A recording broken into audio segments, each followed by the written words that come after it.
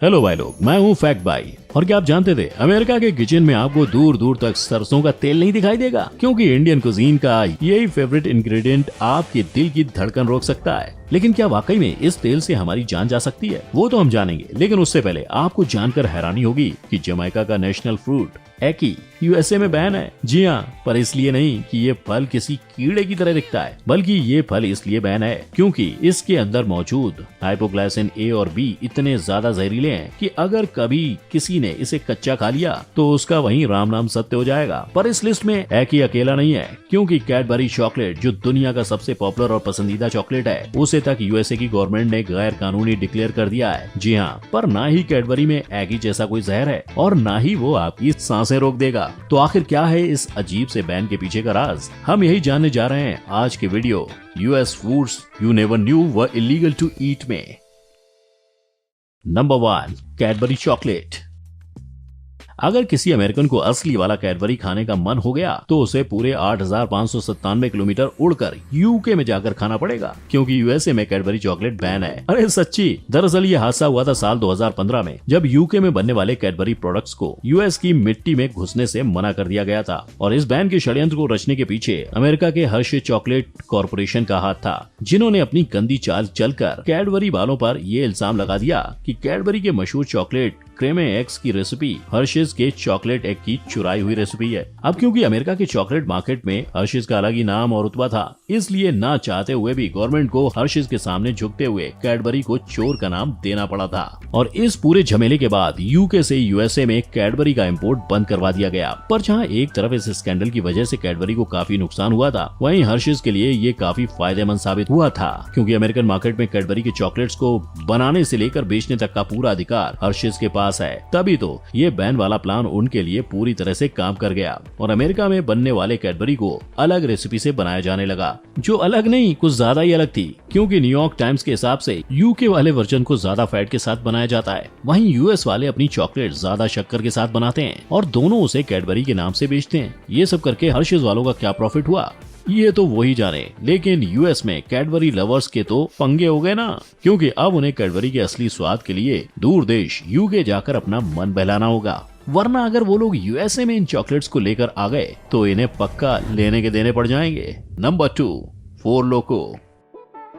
ये बात है फोर लोको नाम की दारू बेचने वाली कंपनी की, जो एक टाइम पर यूएस में कॉलेज के बच्चों की गो टू पार्टी ड्रिंक हुआ करती थी। पर कंपनी के इन्हीं हंसी खुशी और प्रॉफिट वाले दिनों पर food and drug administration FDA की नजर लग गई थी, जिसकी वजह थी भारी वाला लोचा, क्योंकि फोर लोको अपने ड्रिंक्स के इंग्रेडिएंट्स में बहुत बड़ा झोल कर रही थी। इनफैक्ट उनके एक 700 ml के कैन में पूरे 12% अल्कोहल लेवल मौजूद था, जबकि किसी दूसरे बियर की बोतल में वही लेवल करीब 5 to 7% जितना ही होता है। यानी एक फोर लोको में 3 बियर जितने का नशा, मजा। लेकिन ये कंपनी अपने ड्रिंक्स में सिर्फ अकेले दारू का ही नशा नहीं बेच रही थी, बल्कि ऊपर से कुछ 156 मिलीग्राम जितना कैफीन भी ऐड कर रही थी, जो एक रेड बुल जैसे बड़े ब्रांड के कैन में भी बस 30 मिलीग्राम जितना होता है। यानी दो नशे की चीजों का कॉकटेल एक बाल्टी में, जिसके बाद लोग इसे पी कर इतने आउट ऑफ कंट्रोल हो जाते थे कि उन्होंने इसे ब्लैकआउट इन अ कैन का निकनेम ही दे दिया। और इसी आउट ऑफ कंट्रोल सिचुएशन को कंट्रोल में लाने के लिए फाइनली 2010 में एफडीए ने फोर लोको पर केस ठोक दिया,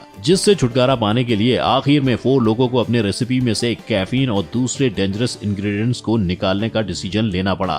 पर शायद एफडीए को ये कदम उठाने में देरी हो गई थी, क्योंकि तब तक जनता इन जहरीले कॉकटेल से कुछ इस कदर एडिक्ट हो गई थी कि उसके अंत पर उन्होंने मिलकर शोक मनाया था। हालांकि इसके शोक की वजह से यूएस में तो कुछ फर्क नहीं पड़ा था, लेकिन 2016 में इसने चाइना के मार्केट में एंट्री मार ली। पर सोचने वाली बात यह है कि आखिर क्यों एक ड्रिंक जिसे यूएसए तक ने बैन कर दिया है, उसे चाइना आज भी बेच रही है? क्या इसमें उसका कोई फायदा हो रहा है?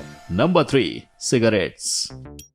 वैसे क्या आप भी उस आबादी को बिलोंग करते हैं जिसे तरह तरह के फ्लेवर्ड सिगरेट्स फूंकना ज्यादा पसंद आता है? तो आपको जानकर अफसोस होगा कि यूएसए में आपको इनका आनंद उठाने को नहीं मिलेगा, क्योंकि यूएसए में 2009 से एफडीए ने सारे फ्लेवर्ड सिगरेट्स जैसे पीच, चॉकलेट, लाइम, रम, पाइनएप्पल और पता नहीं क्या क्या हमेशा के लिए बैन कर दिए थे। पर क्यों, यही जानना चाहते हो ना? भाई प्लीज दरअसल फ्लेवर सिगरेट्स के साथ ऐसा अन्याय करने के पीछे का कारण ये था कि एफडीए के अनुसार यूएसए की ज्यादातर जवान पब्लिक फ्लेवर सिगरेट ही फूंकना पसंद करती थी, और क्योंकि ये फ्लेवर वाले सिगरेट्स तंबाकू के टेस्ट को माइल्ड कर देते हैं, इसलिए अक्सर बच्चे इन्हीं से अपने फूंकने की तलब को शुरू करते हैं। पर यूएसए वाले बैन लगाते वक्त शायद मेंथॉल को फ्लेवर की लिस्ट में शामिल करना भूल गए, क्योंकि दूसरे फ्लेवर्स पर बैन लगने के फौरन बाद मेंथॉल सिगरेट्स की बिक्री पर 45% की बढ़त देखी गई थी। और क्योंकि यूएसए गवर्नमेंट अपने देश के यूथ को स्मोकिंग से बचाना चाहती थी, इसलिए उन्होंने इसके पीछे की वजह जानने के लिए अननोन साइंटिफिक स्टडीज तक कर ली थी, जिसमें ये बात साफ साफ प्रूव की गई थी कि मेंथॉल की वजह से सिगरेट की तलब छोड़ना बहुत मुश्किल है। इसलिए फाइनली 2021 में जाकर एफडीए ने मेंथॉल फ्लेवर सिगरेट पे भी बैन लगा दिया। लेकिन सिगरेट जैसी हानिकारक चीज पर बैन लगाना तो फिर भी समझ आता है, पर भला बच्चों की कैंडी ने क्या गुनाह किया है जो मैनी और टेनेसी में कैंडी सिगरेट पर भी बैन लगा दिया गया है। नंबर 4, जापानीज पफरफिश, एक ऐसी मछली जिसे पकाने के लिए भी अलग से लाइसेंस लगता है। अब उसका बैन होना तो जायज है ना?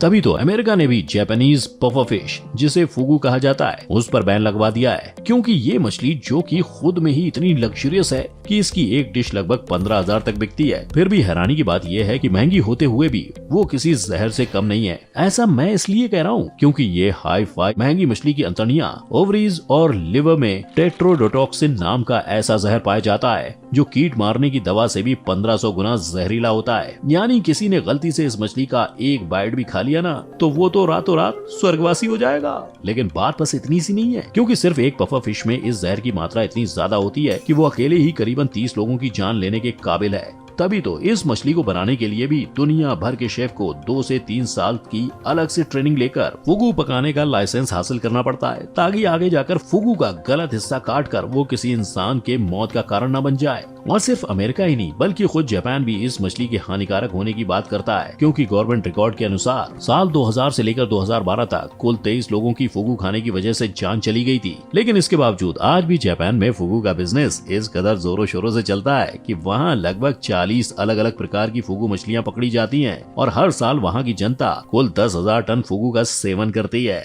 Number 5, mustard oil. अब अगर आपके दिमाग में ये बात स्लिप हो गई हो तो मैं याद दिला दूं कि सरसों के तेल से खाना बनाकर खाने से आपके दिल की धड़कनें रुक सकती हैं। जी हाँ, लेकिन ऐसा मैं नहीं बल्कि एफडीए खुद कहती है। राई के तेल का ये हानिकारक रूप उसमें मौजूद एरोसिक एसिड की वजह से होता है, जिसको लेकर यूएसए के लोग इतने ज्यादा डर गए थे कि 2016 में उन्होंने सरसों के तेल का सेवन करना पूरा का पूरा गैर कानूनी कर दिया था, जिसे प्रूव करने के लिए यूएसए वालों ने इसकी टेस्टिंग सिर्फ जानवरों पर करके देखी। वहीं दूसरी तरफ जब इंसानों की बात आती है तो ऐसा कोई भी केस सामने नहीं आया है जिसमें सरसों के तेल की वजह से किसी की जान गई हो। पर इस सब के बावजूद एक लैब रैट की सेहत का उदाहरण लेकर यूएसए वाले इस तेल से इतना ज्यादा डर गए कि किचन में इस तेल की एंट्री ही बंद करवा दी। लेकिन चाहे ये बैन पूरे देश में लगाया गया हो, पर फिर भी आपको मार्केट में सरसों का तेल बड़ी आसानी से मिल जाएगा। किंतु यहाँ भी टर्म्स एंड कंडीशंस लागू हैं, जिसके मुताबिक इस तेल को केवल मसाज और एसेंशियल ऑयल की तरह ही इस्तेमाल किया जा सकता है। यानी अगर आप सरसों का तेल खरीदने जाते हो तो आपको उसके बोतल पर साफ साफ फॉर एक्सटर्नल यूज ओनली लिखा हुआ दिखाई देगा। लेकिन केवल यूएसए ही नहीं, इसी तेल के दिल की गति रुकने की जानलेवा शक्तियों से कनाडा और यूरोप भी डरा हुआ है, जिसकी वजह से वहाँ भी आपको मस्टर्ड ऑयल देखने को नहीं मिलेगा। और कनाडा वाले तो इस एरोसिक एसिड नाम की बला से कुछ इस कदर डर गए थे कि उन्होंने बाकियों से एक कदम आगे जाकर 1950 में ही कम एरोसिक एसिड वाला कैनोला ऑयल ही बना डाला। वैसे यूएसए के इन गैर कानूनी फूड आइटम्स को देखकर आपको क्या लगता है? क्या इन फूड आइटम्स का वहाँ बैन होना जायज है, या लोगों ने बिना मतलब के बात का बतंगड़ बनाकर अच्छी खासी चीजों पर रोक लगवा दी है? आपकी क्या राय है? नीचे कमेंट में लिखकर मुझे जरूर बताइएगा। साथ ही वीडियो पसंद आई हो तो इसे लाइक और शेयर करना मत भूलना, और अगर ऐसे ही इन्फॉर्मेशन से भरी मजेदार वीडियोस देखते रहना चाहते हो तो चैनल को सब्सक्राइब करके बेल आइकन हिट कर देना। हमारी मुलाकात होगी नेक्स्ट टाइम। जय हिंद।